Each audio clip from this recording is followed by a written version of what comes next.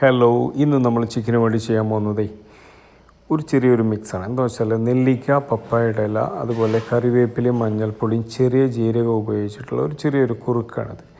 ഇതെന്തിനാന്ന് വെച്ചാൽ ഈ കോഴിക്കുണ്ടാകുന്ന അസുഖങ്ങളുണ്ടല്ലോ അത് വരാതിരിക്കാൻ, അതായത് ഇമ്മ്യൂണിറ്റി ബൂസ്റ്റ് ചെയ്യുന്ന ഒരു പരിപാടിയാണിത്. ഇതുപോലെ കണ്ടിന്യൂസ് ആയിട്ട് പല പല മെത്തേഡുകൾ ഉപയോഗിച്ചിട്ട് ഈ ചിക്കനെ എങ്ങനെ ബൂസ്റ്റ് ചെയ്യാൻ പറ്റും, എങ്ങനെ പവർഫുള്ളാക്കാൻ പറ്റും എന്നുള്ളതാണ് നമ്മൾ കണ്ടിന്യൂസ് ആയിട്ട് സെർച്ച് ചെയ്തുകൊണ്ടിരിക്കുന്നത്.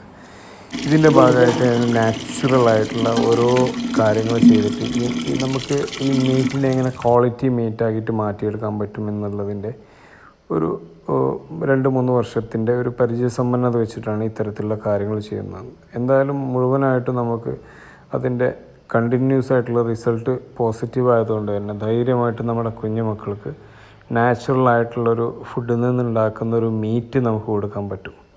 ഇന്ന് നമ്മൾ കൊണ്ടിരിക്കുന്നത് ഈ ടോക്സിസ് ആയിട്ടുള്ള ആൻറ്റിബയോട്ടിക്കോ മറ്റുള്ള ടോക്സിസ് ആയിട്ടുള്ള തുരിശ് കെമിക്കലുകളൊന്നും ഉപയോഗിക്കാതെ വളരെ നാച്ചുറലായിട്ട് ഉള്ള ഒരു ഫാമിംഗ് രീതിയാണ് നമ്മളിവിടെ ചെയ്യുന്നത്.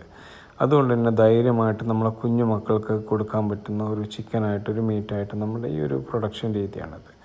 ഓക്കെ, നമുക്ക് ഈ ഒരു ചിക്കൻ്റെ വ്യത്യാസം എന്താണെന്ന് വെച്ചാൽ, നമ്മൾ സാധാരണ മേടിക്കുന്ന ചിക്കന് ഒരു വെളുത്തൊരു മീറ്റാണെങ്കിൽ നമ്മൾ ചിക്കനൊരു ചെറിയൊരു ബ്രൗണിഷ് ടച്ച്, അതായത് ഒരു ഗോൾഡൻ പിന്നെ ഒരു ബ്രൗൺ ആയിട്ടാണ് നമ്മൾ ഇതിനെ ഒരു മീറ്റിനെ കണ്ടു കഴിഞ്ഞാൽ നിങ്ങൾക്ക് മനസ്സിലാവും. പിന്നെ അതിൻ്റെ രുചിയും അതുപോലെ തന്നെ അതിൻ്റെ ഒരു മറ്റുള്ള ചിക്കനുമായിട്ടുള്ളൊരു വ്യത്യാസം, അതിൻ്റെ രുചിയും അതുപോലെ തന്നെ അതിൻ്റെ ഒരു കളറ് വ്യത്യാസമൊക്കെയാണ്.